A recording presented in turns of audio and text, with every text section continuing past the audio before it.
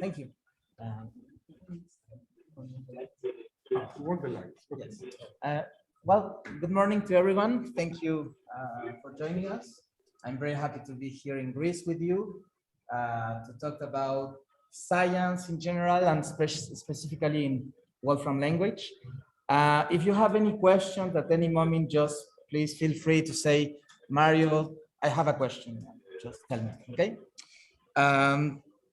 So I hope I will be doing well with the Greek keyboard, but it should be fine. So this is the first session on an introduction to Mathematica. I don't know if there's some people here who do not know anything about Mathematica. Very, very basic stuff, no? Do you already use Mathematica? Do you know some commands, how it works? Yes, what kind of level do you have? Like intermediate, basic? Who's basic here, for example? Okay. Who is more advanced? Okay. Okay, great. Perfect. Thank you. So to start, let me say that Wolfram language is a general programming language. So you can actually do whatever you want. You can do APIs.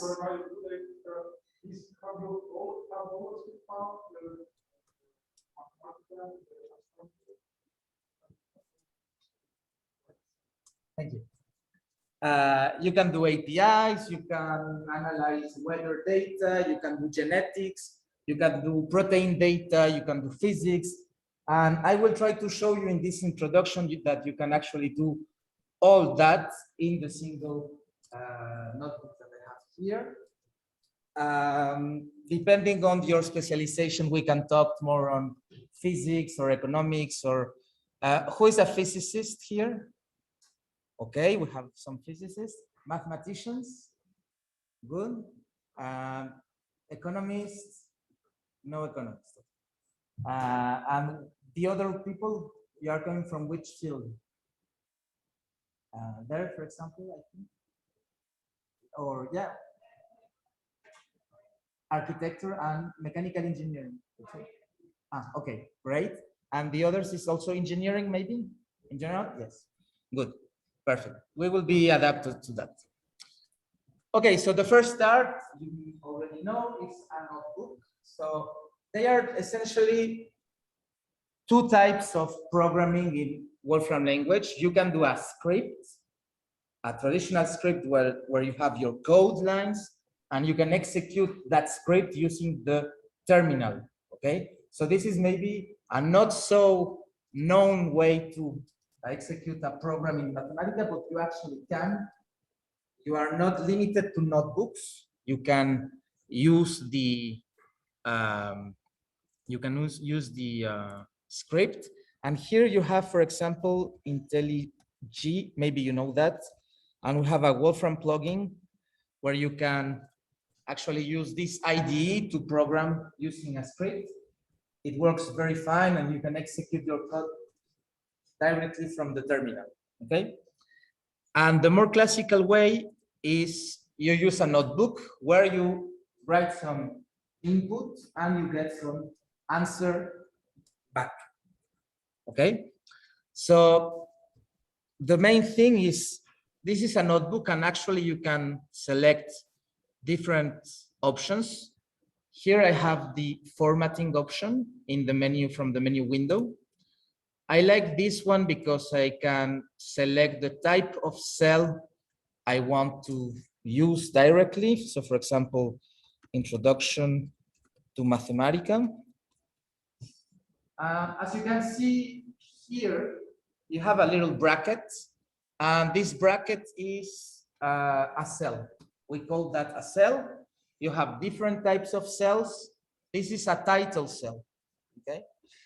If I write some code, let's say 2 + 2, this is an input cell, okay, this little bracket here. And if I want to evaluate that input, I use Shift-Enter at the same time. And as you can see here, we have an input number. So this number is specific to the session. It's just to see what have been evaluated before, because you can actually put something before that line. So if I say here, for example, x squared, how do you do the square? Okay, square. You know, the 2 is now over the 1. So you have input cell, output cell. You ask a question, you get an answer. Okay? Mathematica, in the most basic level, is a calculator, like a normal calculator. You can do 2 + 2, but it's much more than that. Okay? Why? Because everything in Mathematica is an expression. An expression means an abstract object, more in the mathematical sense, like x is just an abstract expression. And when I said that everything is an expression, I mean really everything, including notebooks. So this notebook can be created using some commands like create notebook. Okay. So the create notebook is a command that will create a notebook, and you can put inside, well, I want my first cell be a title, my second cell be a computation, my third cell be importing some data from the internet and do, I don't know, statistical analysis on that data. Perfect, thank you. So everything is an expression. That's the main principle of the language, including the notebooks. Okay, this is very useful because if you want to automatize some computation, you can do it through this command. Okay, we will see that later. Please, can you tell me when the first session ends? Just to. Okay.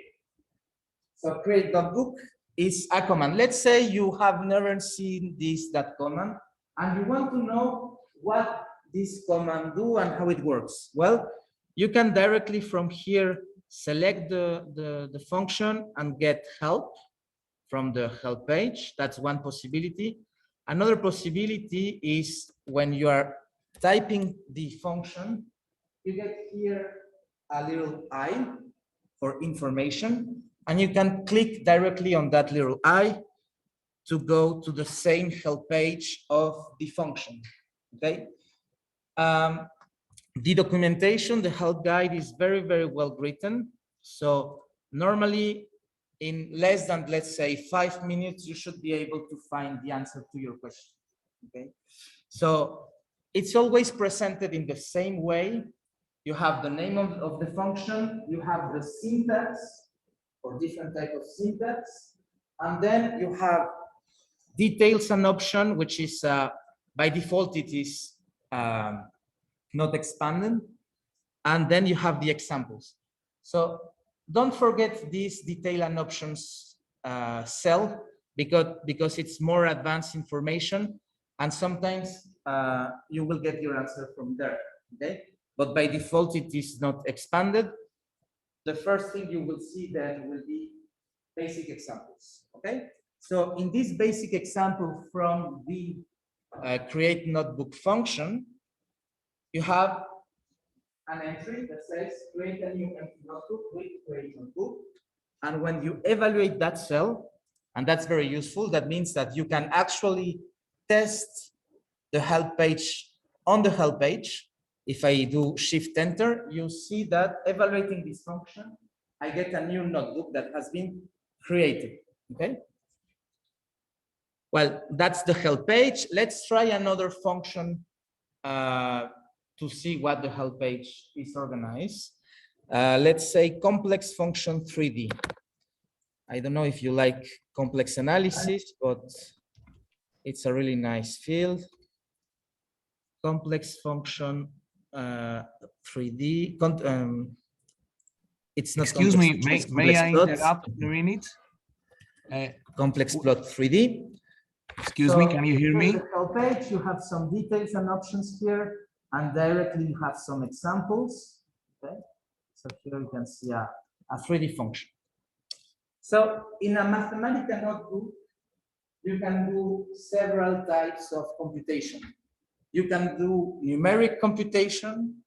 Okay, let's try to determine the solution of a differential equation by some numerical method. That's the first type. The second type is you can perform formal computation. You want to manipulate symbolic expressions, typically mathematical symbolic expressions, but actually much more than that. The formal aspects allows you to manipulate any type of expression, and you will see in a moment what type of formal expressions. And the third type is graphics. So you can do graphics. Very advanced stuff can be done with Mathematica.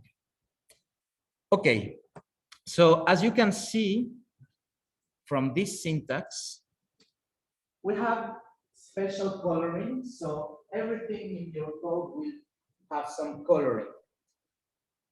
The main color you have to remember is black and blue, and maybe red.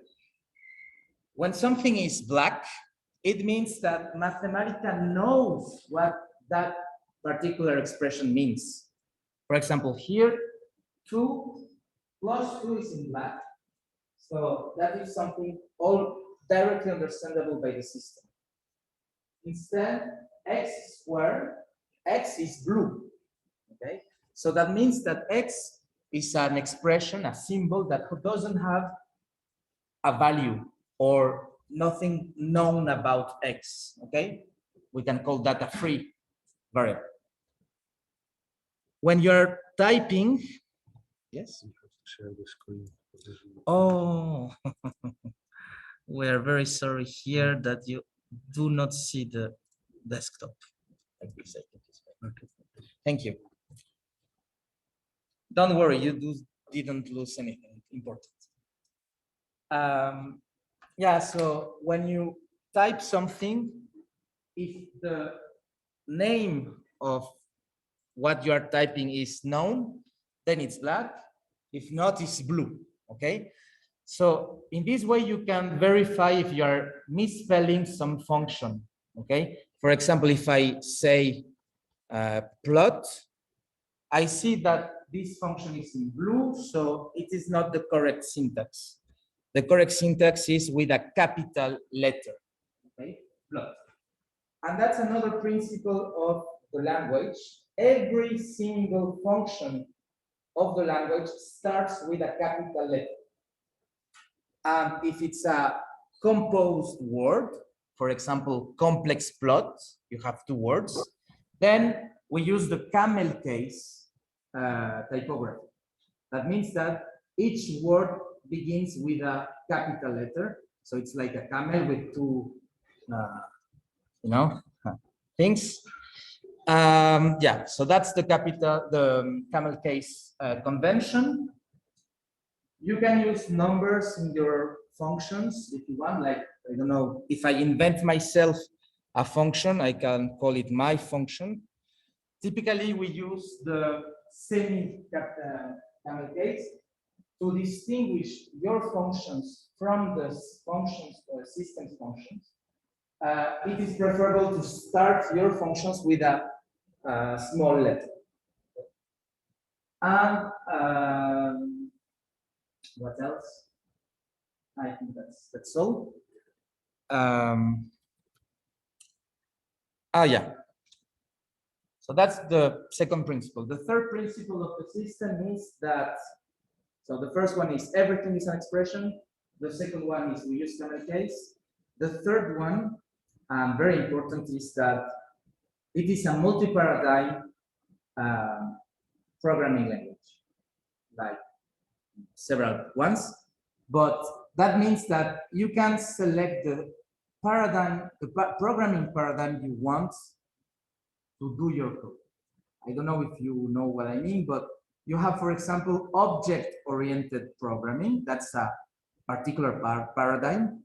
You have, and here it will be very important, functional paradigms or rule-based paradigms, or I don't know, procedural. That's maybe if you use Python, if you use any other type of programming language. Typically, you do procedural programming language. Okay, so here we are going to focus on I think much more easy to program and powerful way of programming, which is functional programming. The functional programming starts with functions, like mathematical functions, where you actually, everything you want to do, you compose functions. And it has a very, very interesting property compared with procedural programming, which is you do not have side effects. So what do I mean by that? In traditional programming, you start with something like x equals 5. And then you are going to do a recipe, some steps, I don't know, x equals x plus 1, blah, blah, blah. And then, I don't know, print x. Okay, so that's the typical way of doing things. In the functional paradigm, you have x that enters. You have a first function which is applied to x. Then you get f of 1 of x. And then you can have several compositions. Let's say I want to perform a second function. So you have f2. Thank you very much. f2 of f1 of x. And then if you have n steps, at the end you have the result, which is fn of f1 of x. Okay. So it's a very different approach. And the main thing is that here, x is changing its state.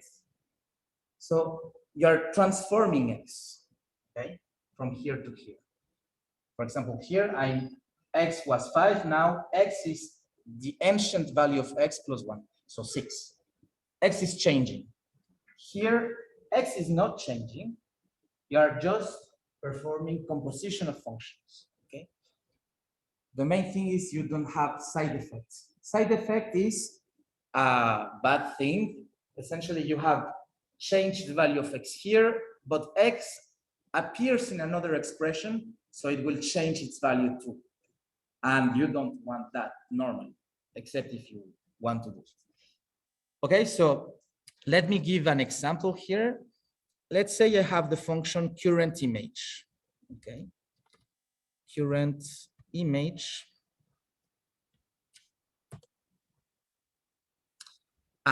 I'm using the camera for the Zoom, so it's not going to work. But if you try that on your computer, you will get an image from your webcam.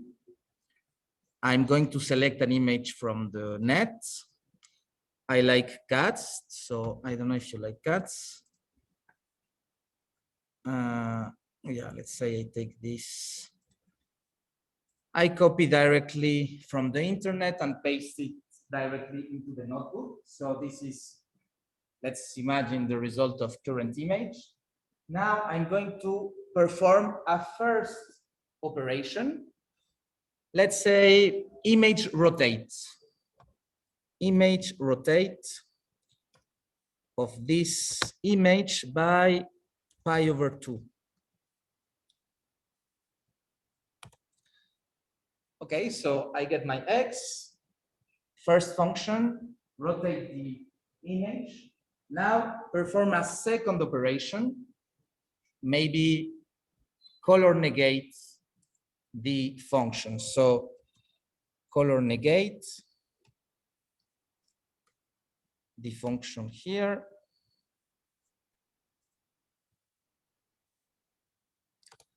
And then you get the result of the composition of both functions. So you first rotate the image and then invert the coloring of the image. Okay? And as you can see here, those things are functions, okay? Are operations. Any question? Okay.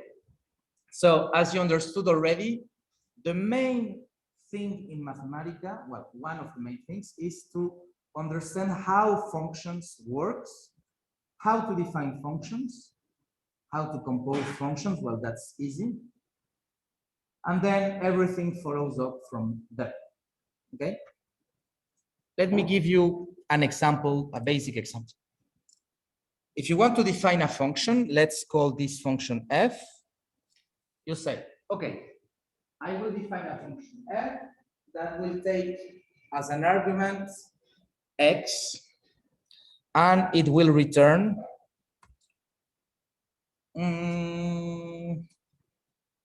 sine of x.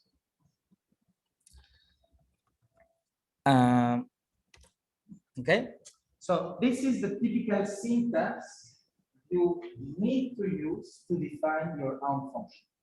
And there are two very important things here. The first one is the underscore after x. This is known as a blank. For the moment, you can understand it as x is a general expression. Okay, the underscore means the x is the variable in the function, the argument of the function.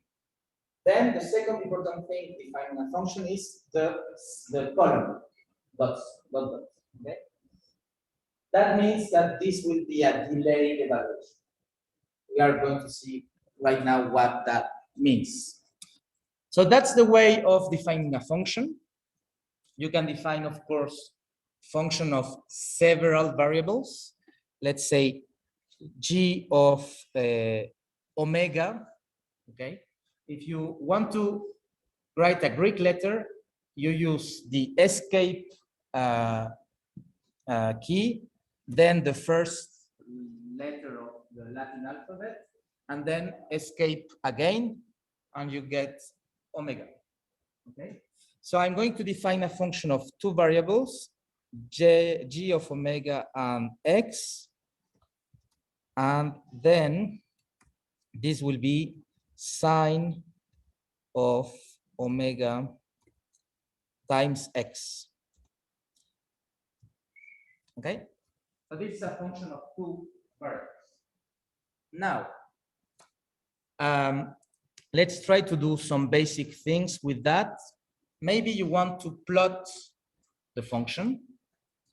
So you can say plot f of x for x from -10 to 10. Shift enter. Okay. And you get this result. If you like plotting functions or plotting data, you have to know that you can do everything you want with respect of the style of the plot. For example, I want this plot to be plot style thick. Okay, so it's a thicker line. Okay, I don't want a blue plot, I want a purple plot. You can use purple. Okay, but my color is not, doesn't have a name. It's an RGB color. No problem, you can select, instead of saying purple, you say RGB color. It's Control C, Control V, yeah. Instead of purple, I can say RGB color. And when you start with RGB, you have this little menu, choose color. And when you click on the choose color, you can select and create your color directly from this palette, okay? Maybe some blue or maybe some, yeah, some orange like this. Then shift, okay? Okay, but I want something more, oh, sorry, I forgot this thing. I want something else. I want that the area under the curve or between the curve and the axis is color 2. Well, in that case, you say filling axis. And then you have this color, and you can add everything else you want. For example, plot legends, expression. plot legends expression, and here it is sine of x. So I'm going to put it directly like this, sine of x, okay? Etc., etc. Okay, so that's how I plot that function. Yes?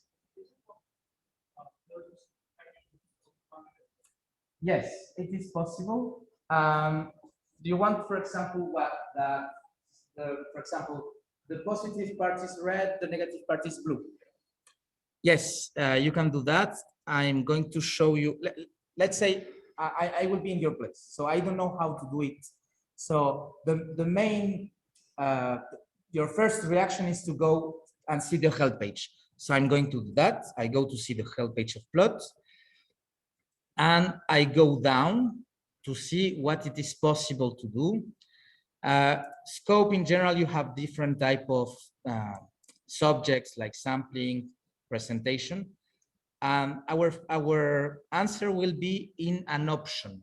Okay, so you have always this section known as options, and inside the options, what I am going to do, well, it's a color function, so I'm going to the color function option and then look for what I want. And the answer is here. So color function is the following function, the function that to a pair x, y returns this evaluation. So if y is positive, then red. If it's not positive, then black. And here I have a black part, which is negative, red part, which is positive. Okay. Any other question? Yes?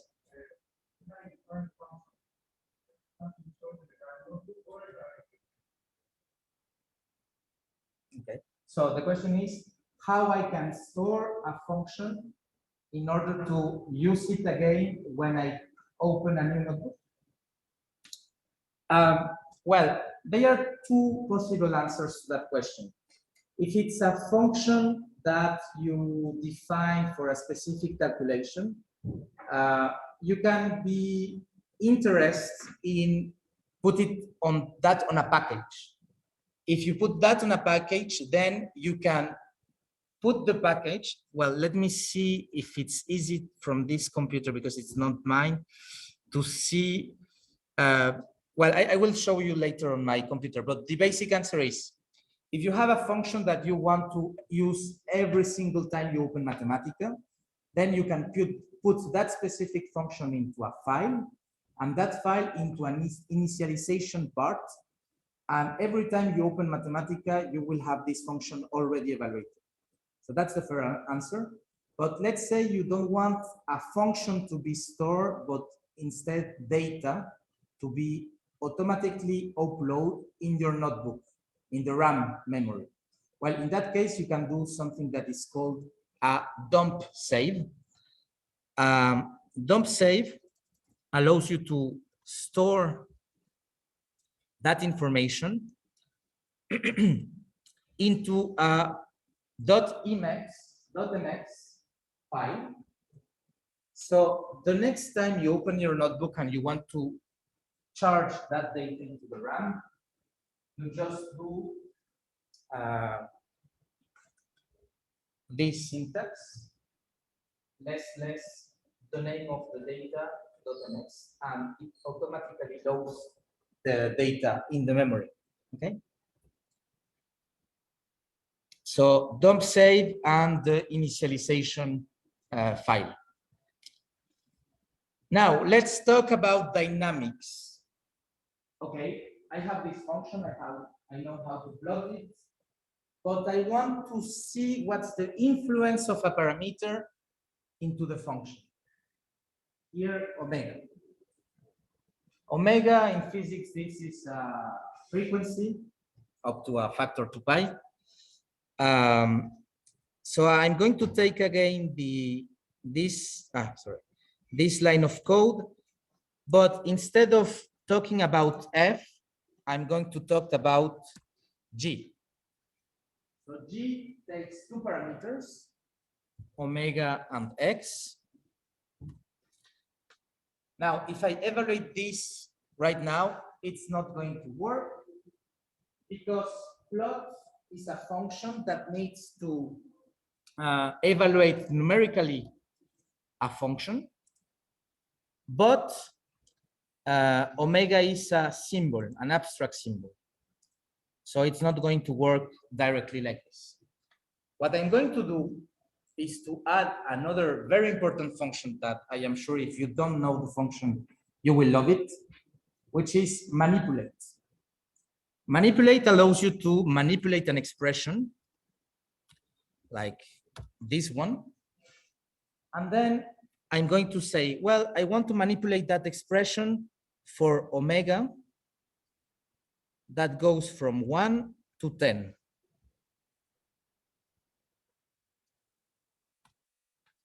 Okay? So manipulate this expression where the parameter omega lives in the range 1 to 10. Okay? When I evaluate that, I get this. This is graphics where the parameter omega is dynamic. So when I move omega, I will move the graph. Okay. So I can directly see what is the influence of the parameter omega into my graph. Here I can open the controls if I want to play that in that sense or the other sense. Okay, if I click here, it's backward. If I click again, it's forward and back. Okay. If you want to export this as a video, you can use the function export that as a video. I will show you later. Okay, okay, Mario, this is great, but I'm doing important research and the world is not just one single parameter dependent. It is actually a simple 3 parameters dependent. Okay. Well, you don't have a limitation on the number of parameters. Let's say here I will add some amplitude. So I say A times G, and then I say that A is going to move from 1 to 10. I'm going to add another option to the plot, which is plot range. That's in order to fix the plot range. Plot range fixed to 5. Okay, so now in my manipulate, I have 2 parameters where I can move the range, omega and A. Of course, omega is the amplitude, so this will increase the size of the wave, and omega will increase the frequency. Okay.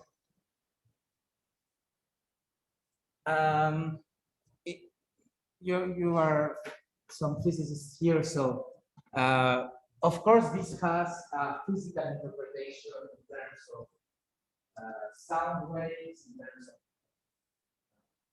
electromagnetic waves, and if you are teaching this to your students, physics students, then it might be interesting to have a physical explanation. So for example, I can use the function play. Let me activate the sound again. I hope you listen to it. So play is a function that allows you to emit a sound. If you take the basic law, it's 440 hertz. So I'm going to play sine of 2 pi times 440 hertz times the time, and I'm going to play that from 0 to 1 second. When you evaluate that, you get this object, which is a sound object, and you can actually play that sound.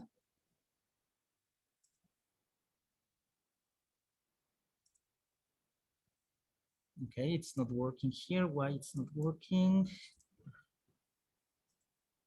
Can someone try it on its computer and play it because the sound is not working? I can do it in my, thank you. Can you do it again? Thank you. So that's the sound emitted by this command. So you ask your students, okay, you have this sound for 440 Hertz. What would be the change on the sound when you double the frequency? So you can please put 2 times again that and play the sound. Okay, so the sound becomes, I don't know, how do you say, plus aigu? Higher, thank you. So the first and the second, okay? Functions like this one, you have tones in Mathematica. You can actually play with sound if you like music. You have one function which is perfect for that, which is the sound note. So if you go to the sound note documentation, you can see some examples, maybe in scope applications. Let's say applications.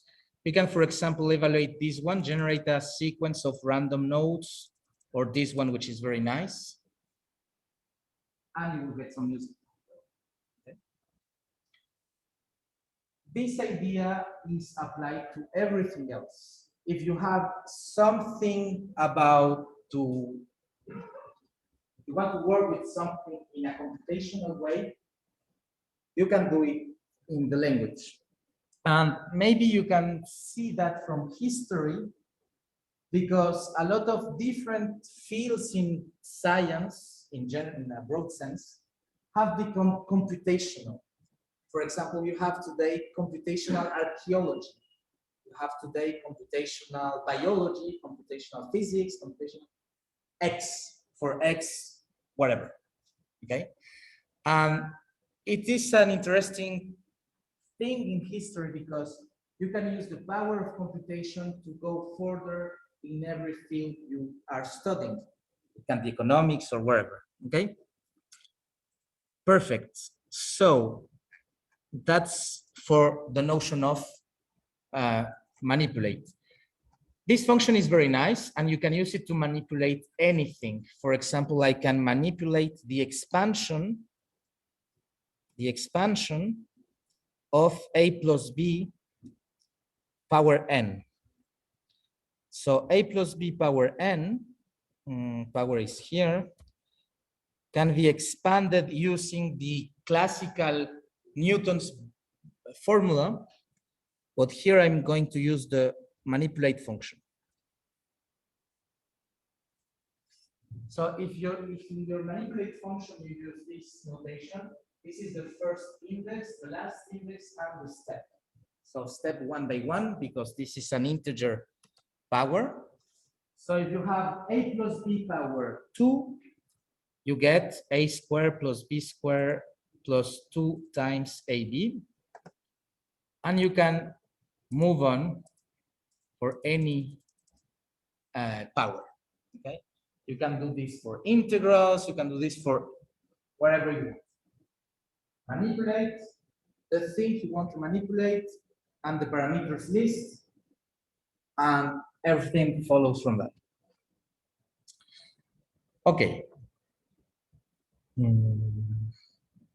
Let's try to work with units now. You maybe know this history, which is sadly true, that I don't remember if it was the European Space Agency.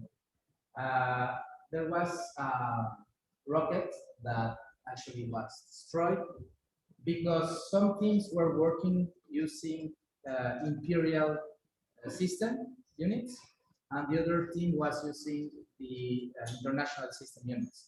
And the units at one moment didn't match and everything exploded. So today we're going to see how to tackle this problem in Mathematica. If you want to work with quantities, you use the function quantity.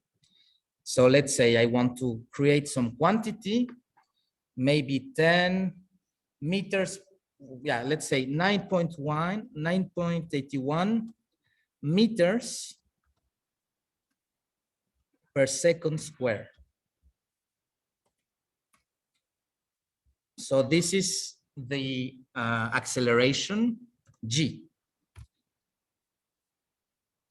G equals 9.81 meters per second square. When you evaluate that quantity,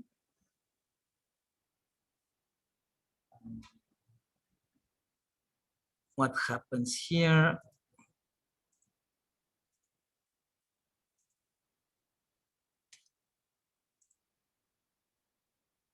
Well, I think in your computer it's already evaluated. And the problem is in this computer. I don't know what happens. Let's try to save the file before.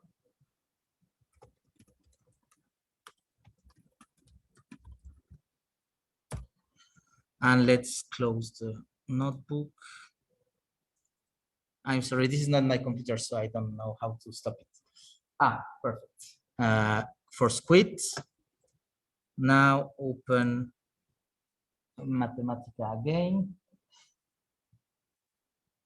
Okay, file, open recent. Ah, it didn't save it. Yes, it's here. Ah, but it didn't save the content. Well, whatever. So the thing was, we want to work with quantities. So G is quantity of 9.81 meters per second square.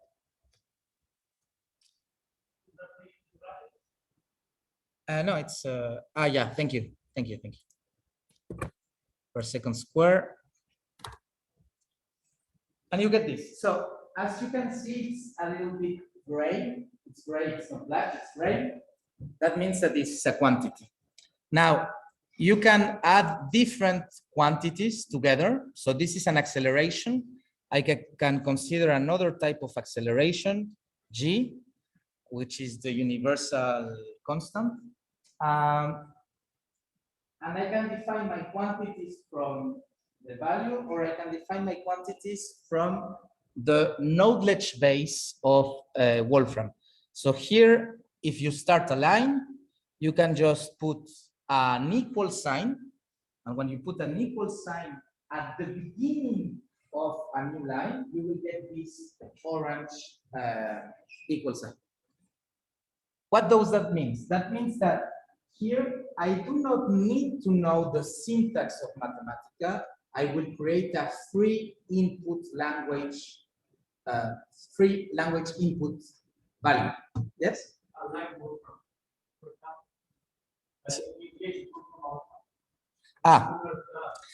Yes, it's similar to that. And you can also have Wolfram Alpha here if instead of doing one equal sign, you do two equal signs. Okay? So if you do two equal signs, you have Wolfram Alpha there.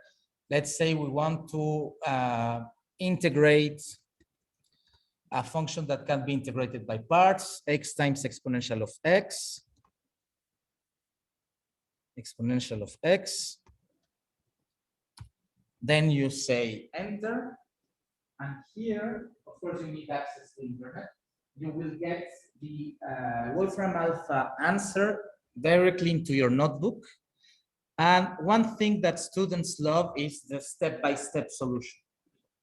Here you have on the right the step-by-step solution. So if you click in that step-by-step solution, you will get a possible answer to compute the integral. So we integrate by parts, where this is the integration by parts formula, where f is this, the differential of g is this, g is this, differential of x. You replace, you go down, and you get the final answer, okay? With the constant of integration. You have some more additional information, a plot, extended form, series expansion, okay? So that's using a double equal sign. If you use a single equal sign, you will get an interpretation of your entry. Okay. So for example, here I want the universal gravitational constant. So I say universal gravitational constant. I get my answer, which is capital G. Okay, so let's take it here. When you have this type of output, you can click on the second line here, and it will replace everything with the formal answer. Okay. Another example of that could be making a plot. I can say to Mathematica, plot sine of x with a yellow background. So Mathematica will interpret my request, give me the answer to that request, and propose a code which is syntactically correct. And if I click on that answer, it is replaced by the, okay. So I ask for the gravitational constant, I get G. Let's see what can be known about these constants. If I use the mouse over G, I see, well, unit Newtonian gravitational constants. Okay. If I want to know more about that, I can use the information function on G and get a summary of that. So here is 1, the magnitude is 1. The unit is gravitational constants, unit dimensions, length power 3, mass power -1, time power -2, and the international system-based unit is meter cube per kilograms per second square. Unless I am wrong, this must be dimensionally equivalent to meters per second square. Let's try to see if that's true. Unit convert. I can use the function unit convert. This to meters per second square.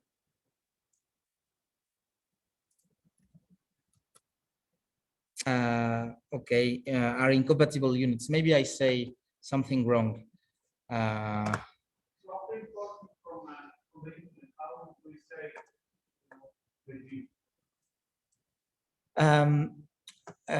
This capital G gray. Yes. How do I say it? How do I save it? How do I save it? Well, you can use.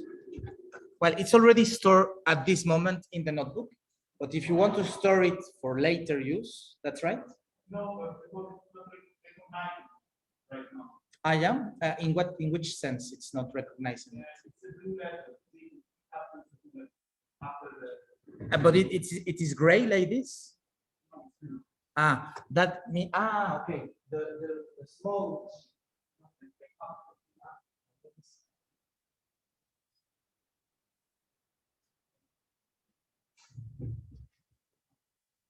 Okay, very good question. The thing is that this gray G, this gray capital G, it is not the letter capital G. So if I ask for capital G, it will be a blue variable. That means that this object, blue capital G, is different from the letter G gray. So this is a very particular case because this one is a constant. So you can see the difference in the typography. This one is a little bit oblique. It's an italic G, meaning that this is not the same as that. Okay, this is a physical constant. So if you want to use it, the best thing you can do, or maybe the most practical thing you can do, maybe not the best, is to say capital G blue, capital G, equals this little gray G, little gray, capital G. Okay, and now from there, sorry, capital G will be black, and every single time you call capital G, it will be the gravitational constant. Okay. So maybe G is not equivalent to meter per second square. Maybe I say something terrible wrong. Please excuse me, I am not a physicist, so I try to do my best. But let's convert another type of unit that I already know. It is dimensionally equivalent. That can be, for example, if I have 10 inches per millimeter square. Okay, 10 inches per millimeter square. That's an acceleration. And I want to convert this quantity into meters per second square. So I say, unit convert the quantity that I want to convert the units, and then the units I want. So this will be on meters per second square.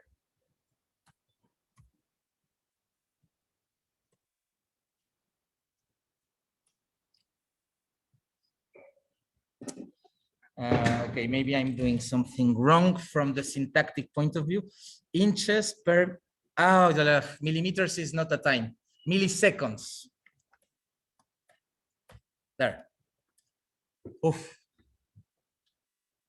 Millimeters is not a time. Good to remember. And you can convert across any type of system, any type of units. It works completely the same. What else? Yeah, let's try to do a practical exercise. Okay. There is a function known as country data, and country data will access to our database regarding countries. You may know the very famous problem from chess. In chess, you have 64 squares. Oh, well, why I'm saying that? Country data. Let's say we want to know something about Greece. Greece. I want to know what is the capital city of Greece. So I ask the system, and of course I will get Athens. Okay. Okay, very nice. I want to know something else about Greece. I want to know what is the shape of the country. So I say country data, shape of Greece. Okay, but let's have more quantitative information, like the population. What's the population of Greece?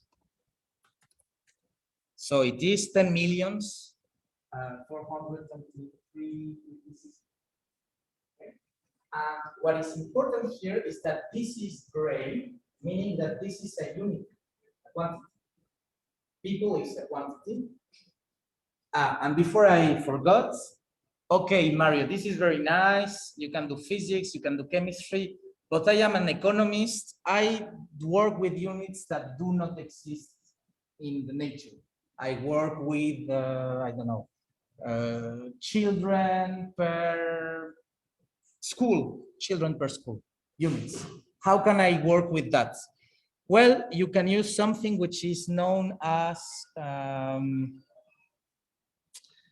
independent unit. Independent unit.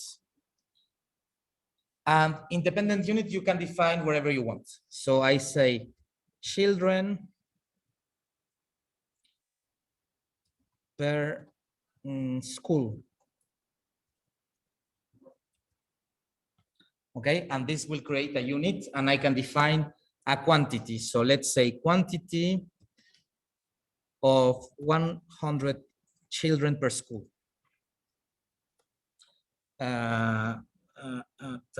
Independent unit. Yeah, it's independent unit. This divided by independent unit of that. Okay, and this creates independent units for which that one.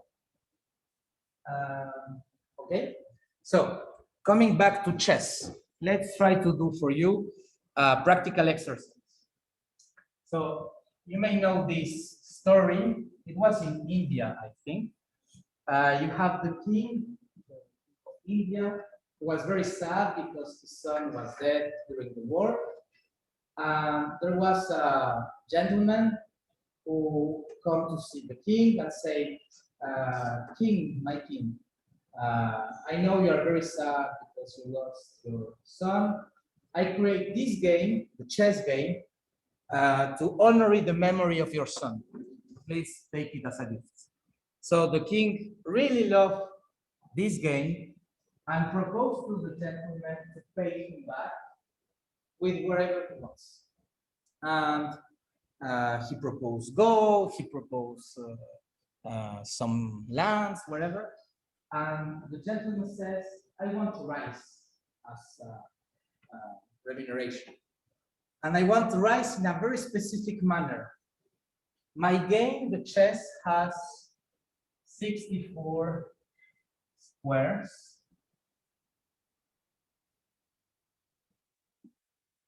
Eight by 8 then. And I want, in the first case, one single grain of rice. One single rice. In the second one, I want 2 single rice. Okay. And in the third one, I want 4. And in that way, you double the number of rice every single step. Okay. So this is the first case. This is the 64 case. The king was very upset because, okay, I can give him gold. Why he's asking rice? I am the most powerful king of the world, so. But if you want, I can give you the rice first. He sent his servants to pay him back, and they come back and say, my lord, we do not have rice enough in all the country to pay him.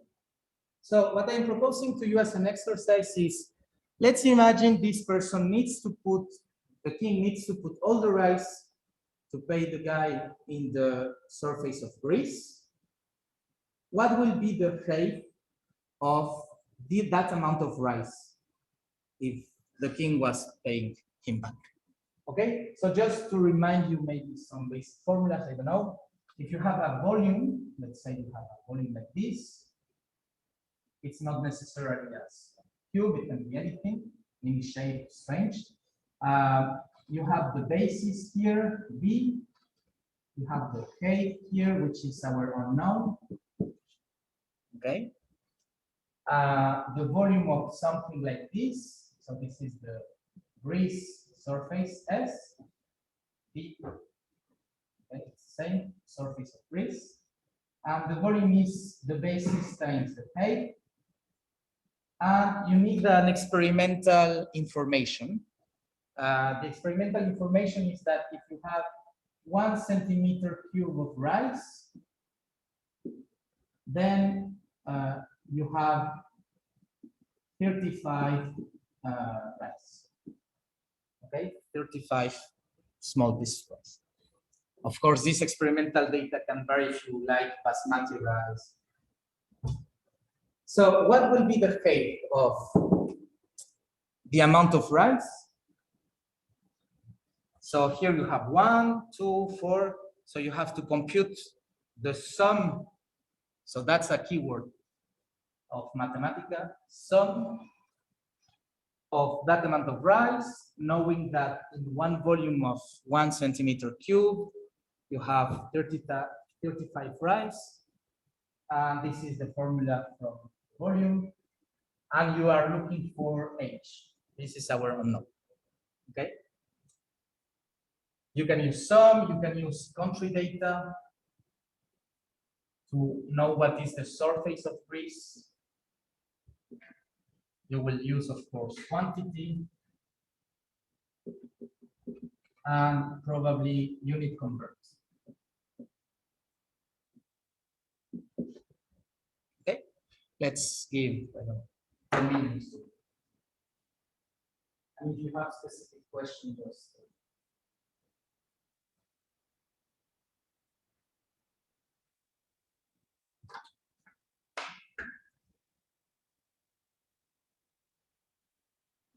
the first one to finish just that.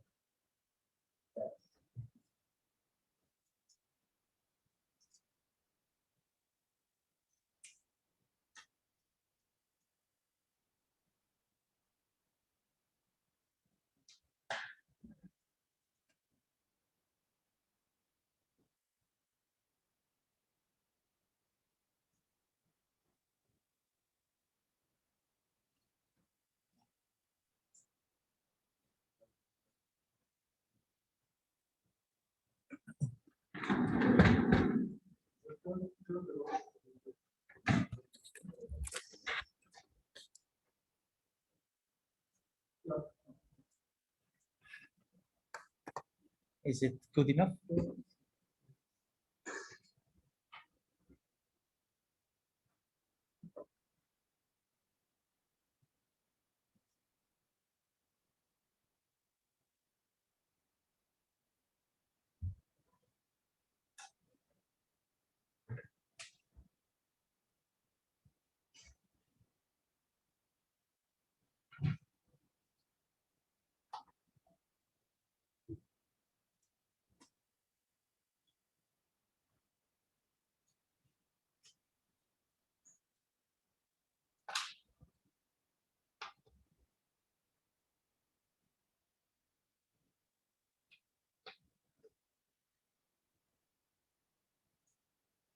If you want the surface of Greece, you can change this population by area.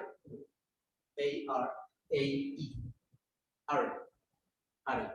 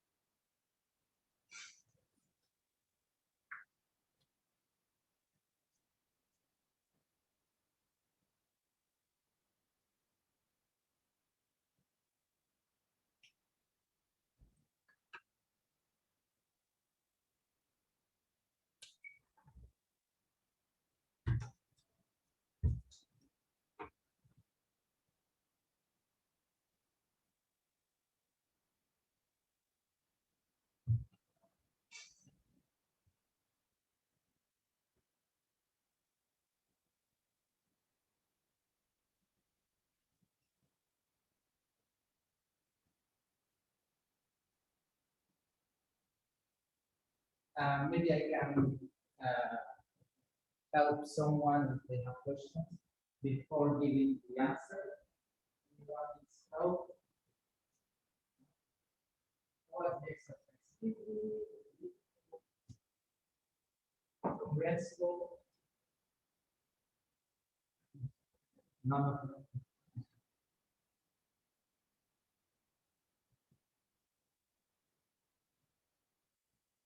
Do you want I correct the exercise? Or do you want to continue to? Okay. Well, let's correct the exercise if you want. Okay. What's the first thing I need to do? I need to determine the number of rice the guy has to pay. So I will call that total amount of rice. So from a mathematical point of view, this is just a sum. So what do you want to do? You want to do the sum of 2 power k from k equals 0 to 63. Because 1 is 2 power 0, 2 is 2 power 1. And here in the 64, you have 2 power 63. Okay? So that's the total amount of rice. And then you say sum of 2 power k from k from 0 to 63. So you get a big number. This number is the total amount of rice. Now I want to transform that number into a volume. So the volume will be that number divided by 35. Why divided by 35? Well, because my experimental data says that in 1 centimeter cube, I get 35 rice. Okay, so the volume will be a quantity of the total amount of rice divided by 35, and the units will be centimeters cube power 3. Okay, that's a volume. Now I want to know what is the surface of Greece. Well, surface or Greece surface maybe is country data of Greece, and we want the area. So the surface is 151,000 kilometers. Okay. Now I know this equation: V equals B times H. My unknown is H, so H is the volume divided by the surface. H is the volume divided by Greece surface. And I get that answer in kilometers. This is not very understandable. So I'm going to convert the units into meters or centimeters. Unit convert H into centimeters. And that gives 400 centimeters. So imagine that that guy has to pay all the bricks, plenty of rice up to a height of 4 meters. That's a lot of rice. Okay. Any question about this exercise? Okay, I can, yes?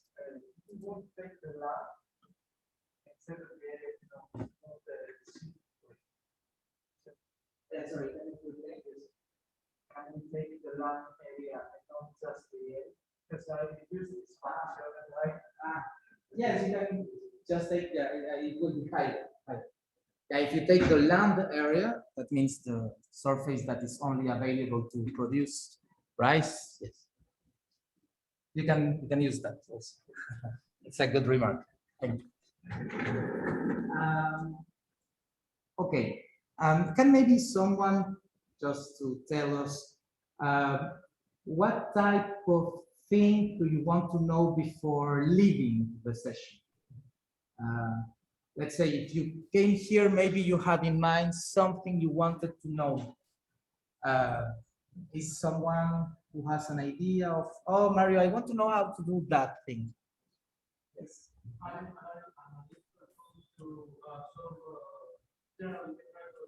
Okay, perfect. Okay.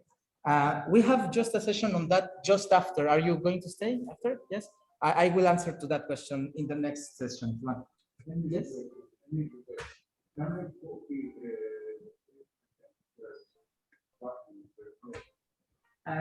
You mean one line, for example, volume? Yes. Yes, you can actually. The way I prefer is you click on the cell, then you do Control X or Control C, and you can paste it somewhere else, or you can just copy directly, selecting the thing you want to copy and paste it. Is it your answer? Any other question? Yes? How can I write a script? How do you write a script? Okay. Very good question. I'm going to use Mathematica because it's not my computer, but in my computer, I like the plugin I already show you from IntelliJ. Maybe you, if you know PyCharm or something else, you know already this JetBrains company. They do very, I mean, in my sense, the best IDEs for programming. And we have the Wolfram plugin. So my suggestion will be using that. But I'm going to use here a basic notebook to program. So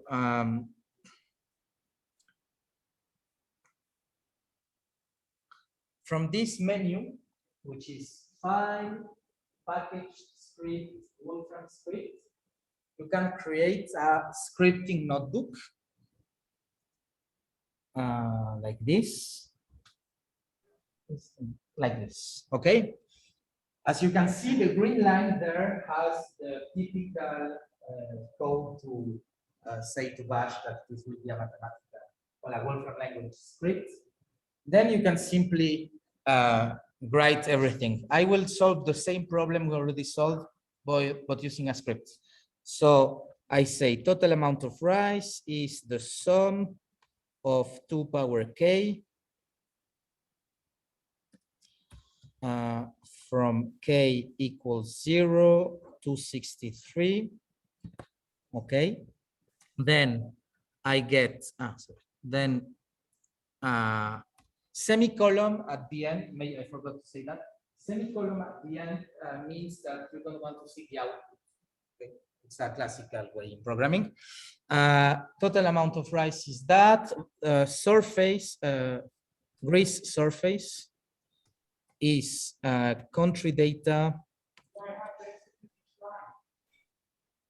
You want to exit each line? No, you can stay. Especially in a script, you can. Country data, Greece, land area.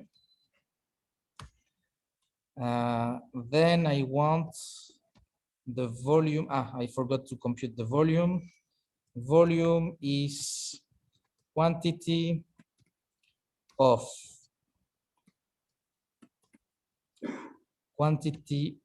the volume divided by 35, and this will be centimeters cube over 3.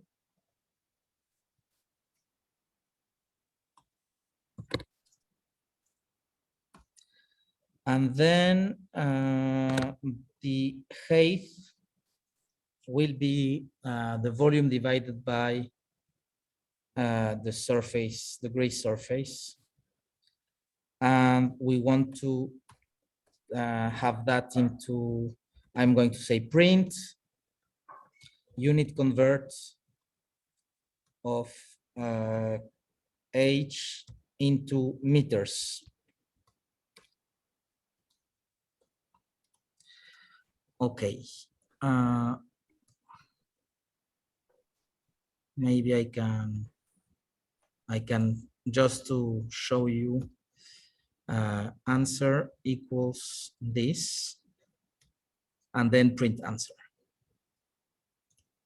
Okay, so you save the script, save as, let's say here in downloads, test. Now you open a terminal. And from that terminal, you go to the desktop. It was desktop or downloads? I don't remember. Downloads, okay. Okay. Downloads, okay. And here you have, where it is, test.wls.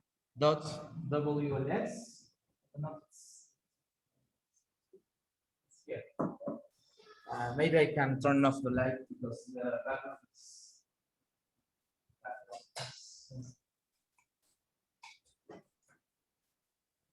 So when it is green, that means that I have to do the file executable, maybe, no? Chmod plus X.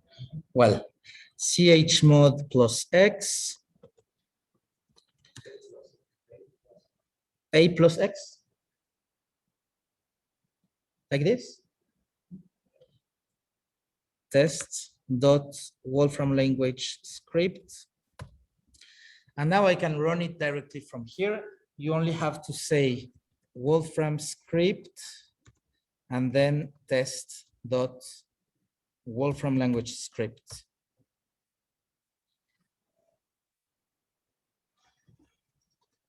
Okay, I have a recursion limit. Maybe I write something badly.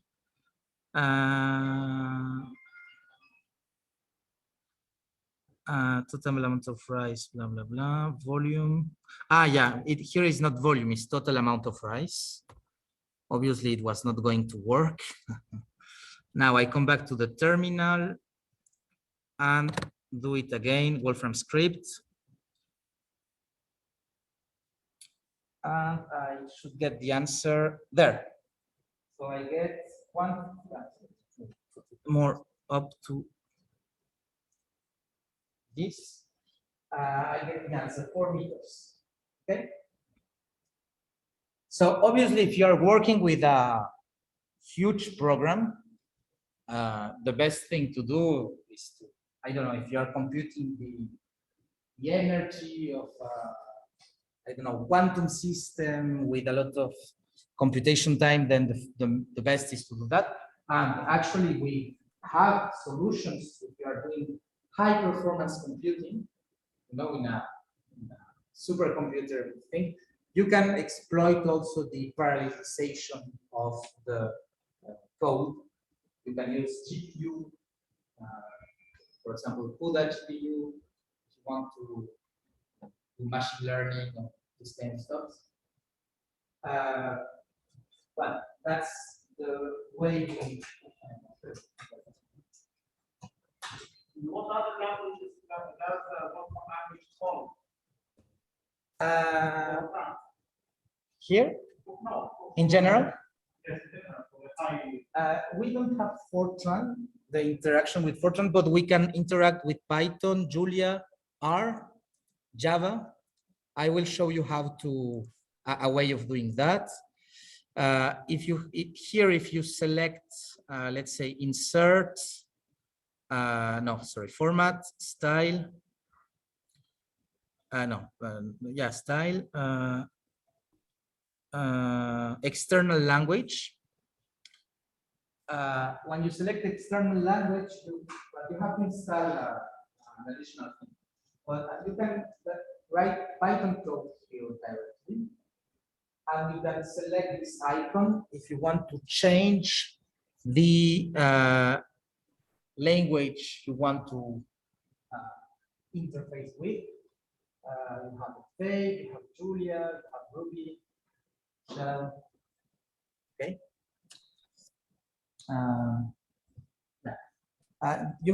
Maybe you don't have the Python client, but if I try something here for I in range 10, print I.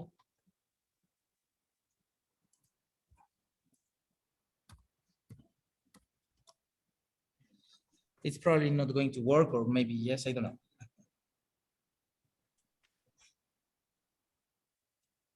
Because you need to install an additional thing, but well, the idea is there. I'm going to stop the computation, okay? Yeah, very useful command. If you want to abort a computation, you use alt dot, okay? Alt dot. If you have bad memory to remember the shortcuts, they are in the help page. You just go to the Wolfram documentation shortcuts, and from there you have all the shortcuts, okay? Keyboard shortcut listing, and then you, okay. We already talked about quantities, and we were working about functions. Are you comfortable? Thank you. Thank you. Do you want to use those 20 minutes to talk maybe more on your specific problems? I mean, not from a psychological point of view, but mathematical problems. Yes?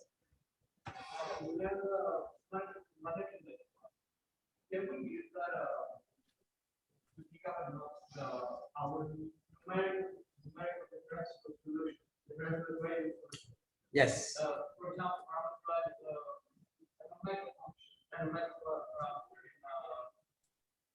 oscillation.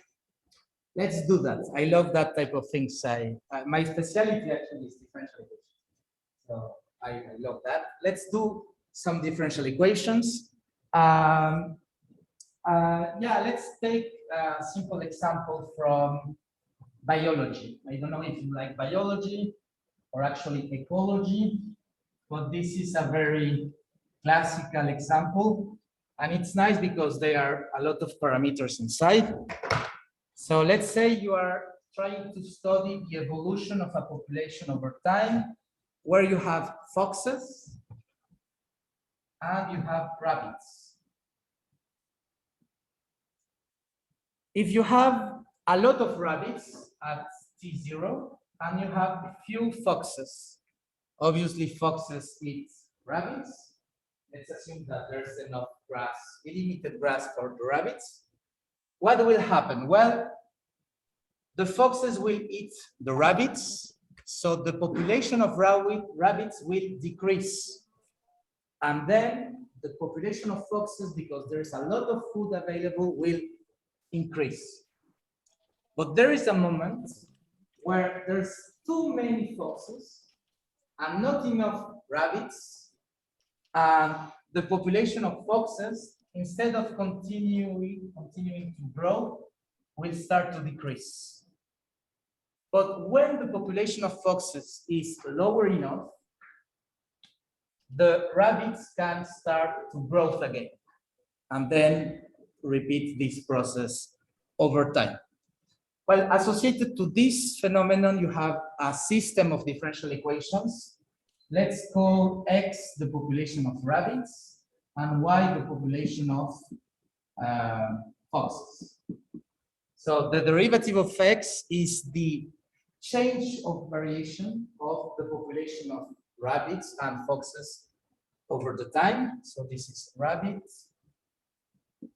fox. So if there is no food, let's imagine you only have foxes. You are in an island, there's only foxes, no rabbits. What will happen with the population of foxes? Well, they will die from starving. So here, if there's nothing else, I will have a mortality rate multiplying the population of foxes. And this will be an exponential decay of population of foxes if there's no food. If I forgot the foxes and I think about rabbits, and there's only rabbits, well, how will grow the population of rabbits? The rabbits population? Well, rabbits reproduce as rabbits, so it will grow exponentially. I get here a reproduction rate times the population of X. So if I solve this, I get an exponential growth. Now, I put both populations into an island so they interact, and foxes will hunt rabbits. So I have to take some rabbits here that have been eaten by foxes. I have a kappa coefficient that translates the hunt coefficient. Here I have x of t times y of t. And this term, what does it mean? It means that if I have more foxes, then the amount of rabbits that have been eaten is bigger. And if I have more, it's a multiplicative term. If I have more rabbits, then there is more food for the foxes to eat. And if I take some rabbits here, I have to put some creation of foxes. So I have plus kappa x of t y of t. Of course, here I am considering that one fox is one rabbit. One rabbit creates one fox. If you want to change that, you can put here a coefficient, but it's not important. Okay? Okay, let's try to solve this differential equation.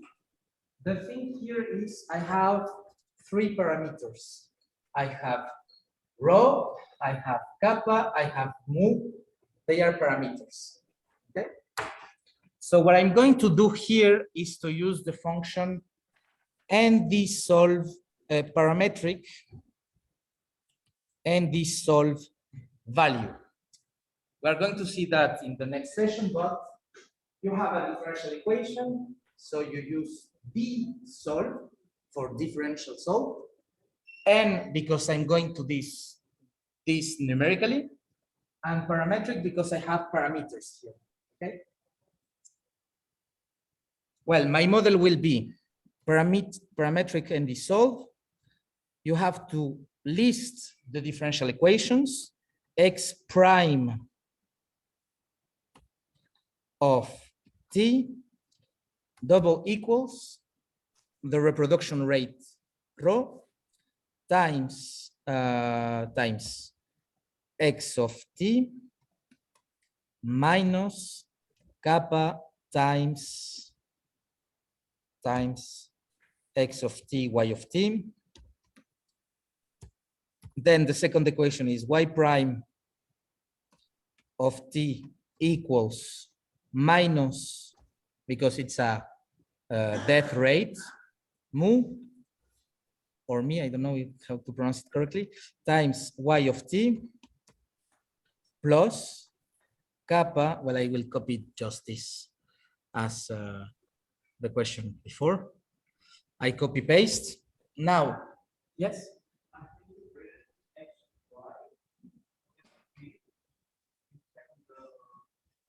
Ah, yes, thank you. It should be at t. Thank you. Now, I have to add the initial conditions. What are the biological or physical interpretation of initial conditions? Well, it's these 2 points. It is the initial amount of rabbits and the initial amount of foxes. So let's say x at 0 will be x0, capital X0, y0 equal capital Y0. Okay? Now, I want to solve that system for the variables x, y, and I want to solve that into an interval t from 0 to capital T. Okay?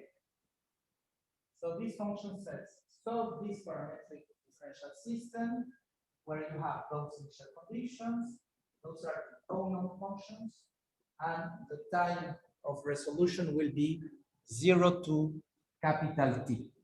Okay? I'm going now to specify what are the parameters of the model. Well, I have, of course, rho, kappa, and mu, and the initial conditions, and the final time, capital T. what I'm going to have as an output of this function will be something that I'm going to call model. The output, as you can see here, is a parametric function, okay? Parametric function. And the way of using this function is just calling the function model on a list of values corresponding to the parameters of your model. So let's say rho is, I'm going to put it here, rho equals, it's the reproduction rate. So let's say log of 2, then mu is the death rate. Let's say it's something smaller, 0.01. Then the hunting coefficient, I don't know, maybe 0.2. And the final time will be 10. And the initial conditions, 100. And, well, let's say maybe, well, 100. Y0 equals 1. Okay. Now, what I'm going to do is take the model, the function model, evaluate that on the parameters, and what you are going to get as an answer is something called interpolation function. Those functions are very, very useful because you can plot it directly into a plot function. So, for example, here I say, before, yes. Maybe I can do this smaller a little bit.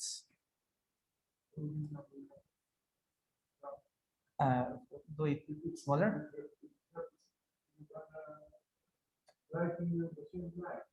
Yes, you can put it everything in the same line if you want. Yeah. I tend to put some space to have everything more visible, but you can, of course, write something that we call one-liners. I have this model. Those two are functions, okay? And I can take them directly from here. Well, let me add something here.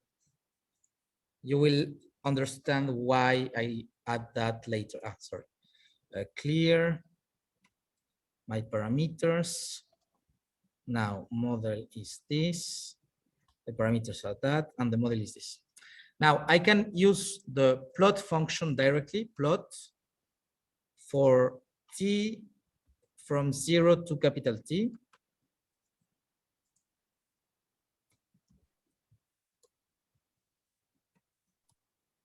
And I get my my solutions. Well, maybe capital T is too much. Maybe let's say 2. Okay. What do you see here? You see the solutions. Maybe add some label. And here, plot legends. The first one is rabbits, and the second one is foxes.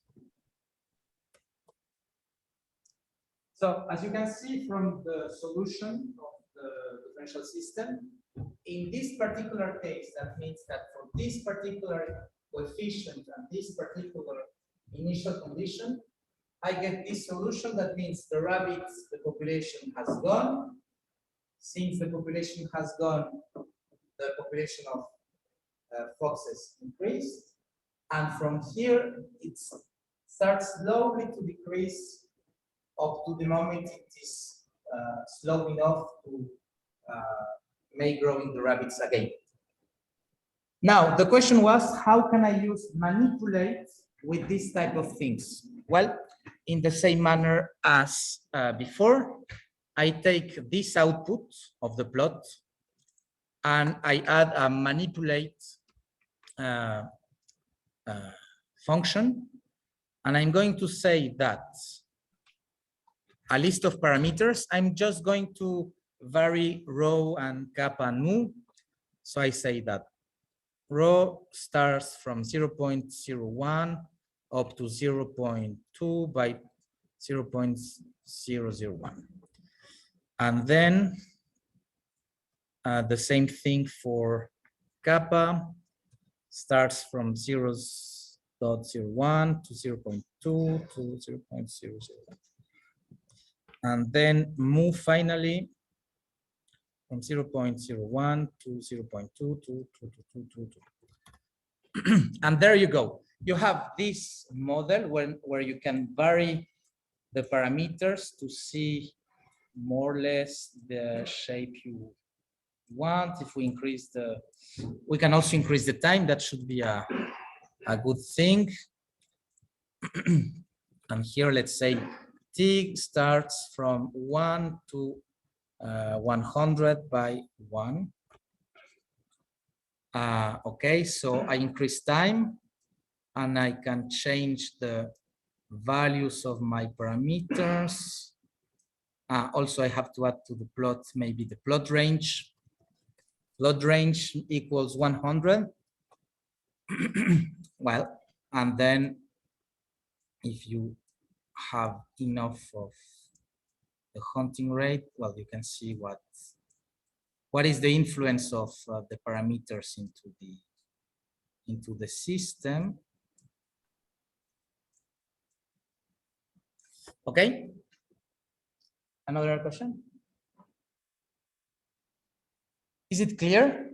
So the idea was you have a differential system. You write it using the parametric and dissolve function. You specify what are the unknown functions. Here is x of t, y of t. I use capital T as a parameter too. It's not mandatory, but I like to have the possibility to change the time. The parameters of the system, it can be the parameters, the initial conditions, and the time itself. Then just to make an example, I gave some values, but actually I could go directly to the manipulate system where I move. Okay.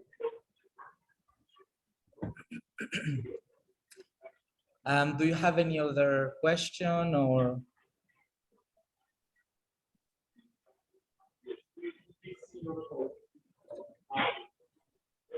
Can I go upper? Yeah. Here.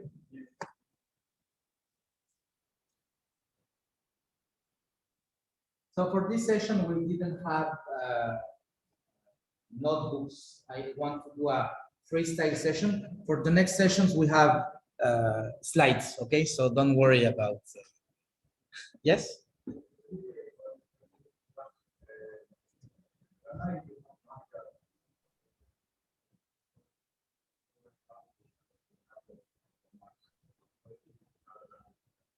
Yes, you can use code exportation.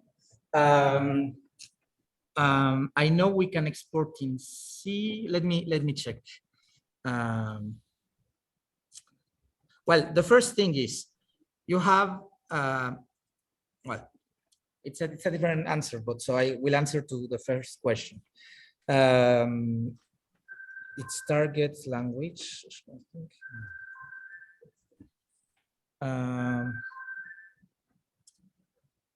Microsoft Translate.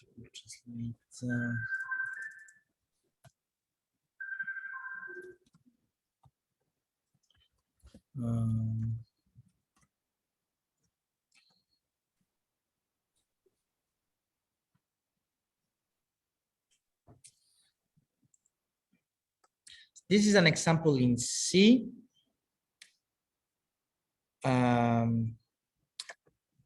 A compile function, for example, intervention completion target.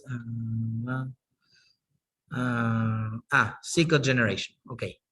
So, for example, if you want to export something in C, so this is the homepage of exporting in C. So this will code generation from the Wolfram language. involves converting programs written in the Wolfram language into other languages and then supporting them so that they can be executed.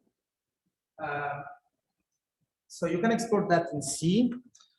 Let me check if there's an example here.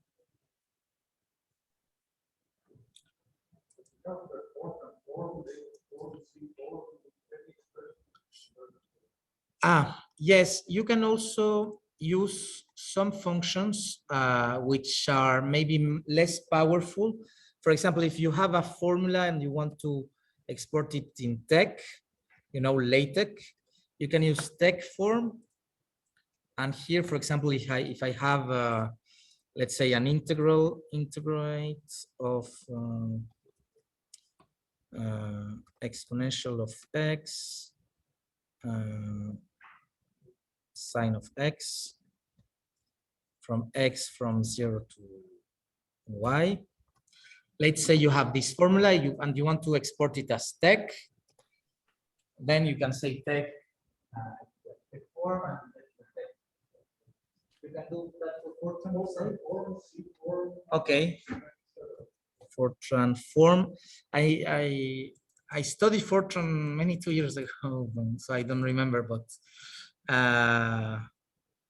okay, Fortran form. But I think those might be a little bit limited, no? It's less powerful than exporting model code.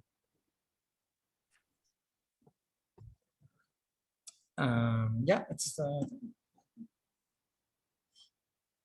well, it's 11 o'clock, so we can make a pause for those who want to continue in the differential equations or the EPD session. Later we have, after ODEPD, we have, no, the next session is advanced programming, that's right? So the second session is advanced programming, then differential equations, ordinary and partial, and then machine learning. Okay. Thank you. Yes. Yes, yeah, sure.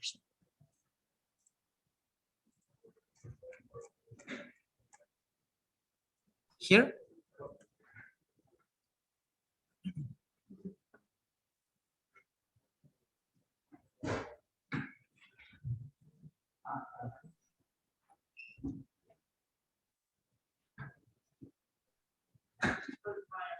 Yes.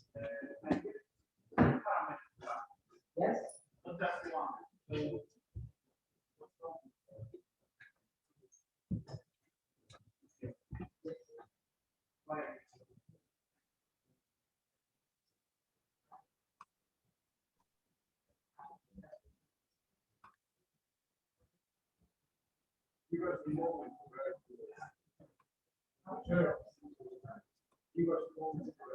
Oh, sorry. Yeah, sure. Sorry.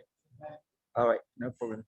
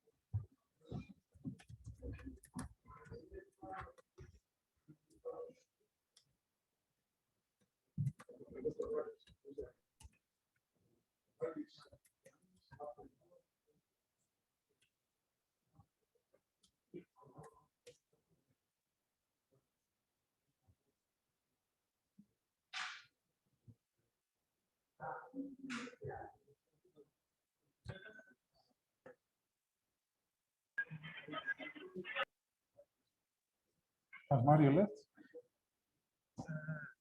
Well, I guess so. Maybe it's, yeah, maybe it's, Shall I bring you some coffee or you want? I'll come down with Okay. you if we- I'm going to stop sharing.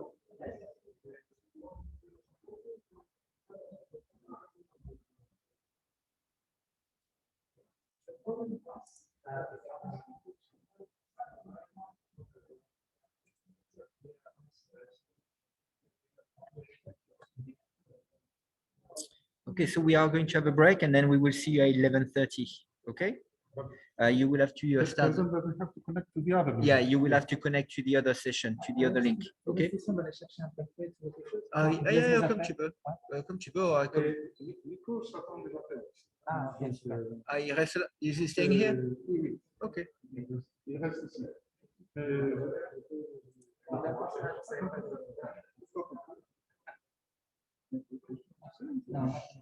Mexican. So what's better to you?